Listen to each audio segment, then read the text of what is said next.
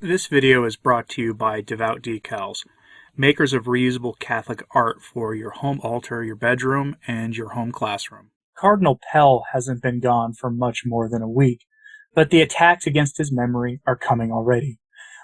We expect that from secular media who use these stupid, dumb accusations against him to smear him. Accusations that, I will remind you, are so laughably false and physically impossible to have been real once you actually look at what is said against him, that the moves against Pell could only have been done as an attack on the faith, and on the Orthodox faith at that.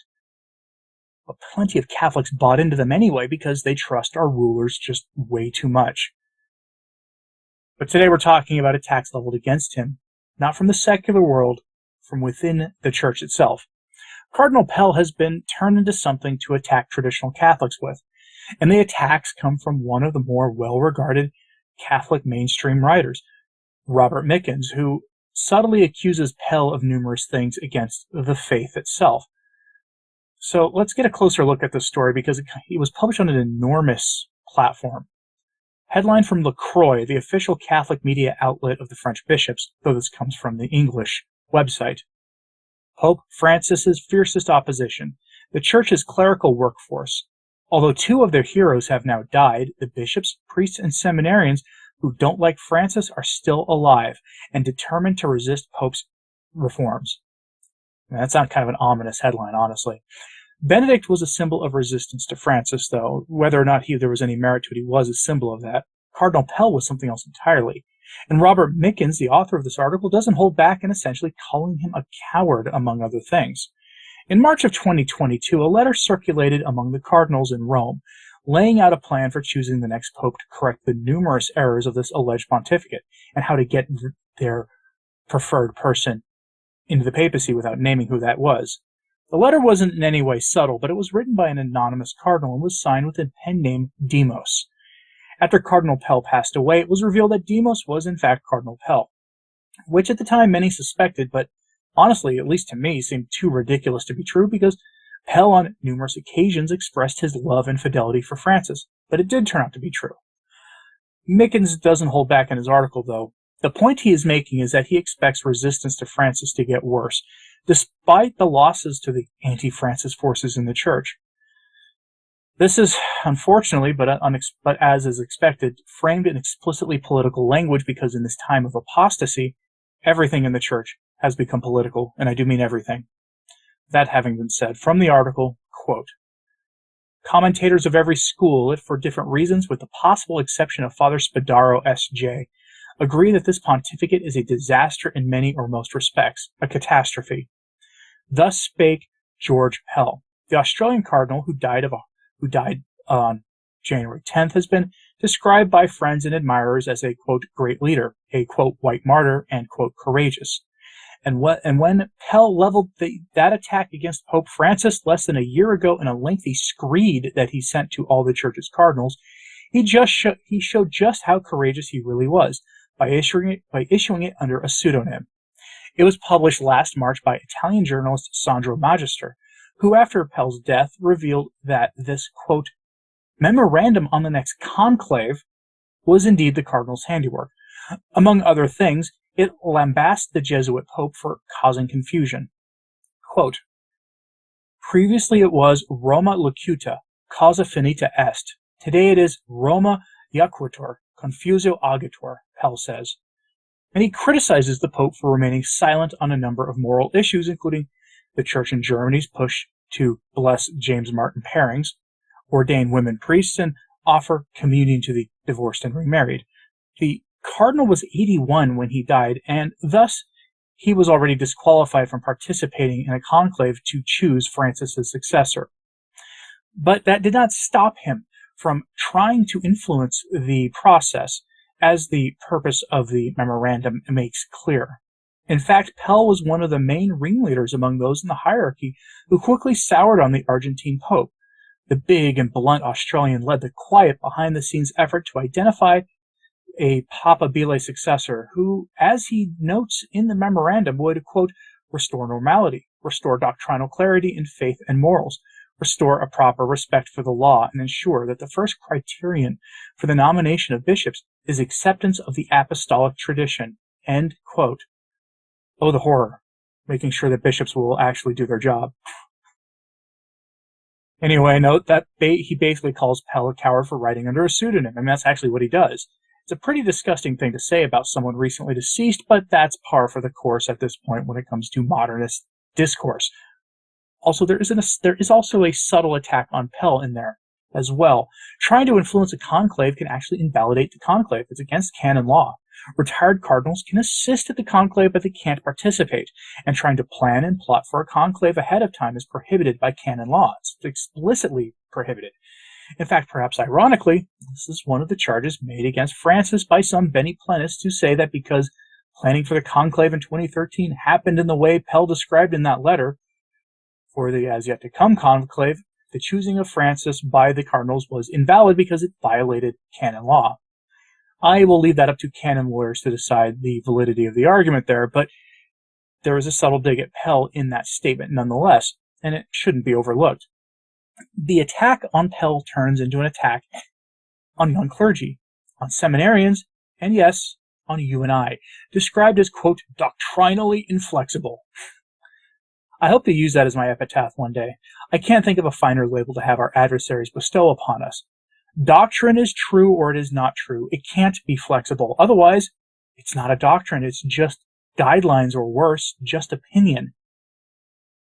But Mr. Mickens' attack on seminarians and clergy is a sign of hope for those of us hoping for a restoration of the faith in the Church.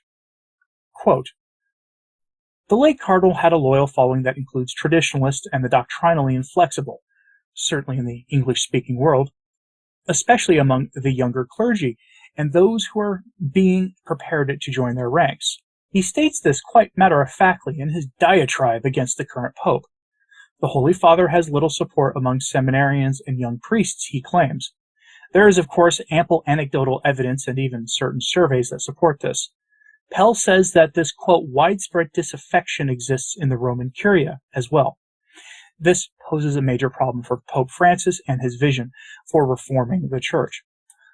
While most ordinary Catholics around the world are probably not emotionally or ideologically invested in the same issues or concerns that so troubled Pell, and while these Catholics generally have a favorable or even highly favorable view of the current Pope, it will be extremely hard to implement Francis's vision and reforms if the Church's clerical workforce is not on board. End quote.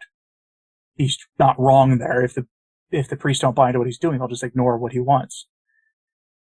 Now, he goes on to describe this opposition as an opposition to spreading the gospel. A key feature, he says, is that it's an all-male, all-clergy group opposed to Francis. I mean, that's nonsense on stilts, but by being opposed to Francis, they are opposed to spreading the gospel. It's a curious statement, made all the more curious by Mickens citing the Synod on Synodality as some great event in the life of the Church that will overturn these archaic values and enliven the gospel.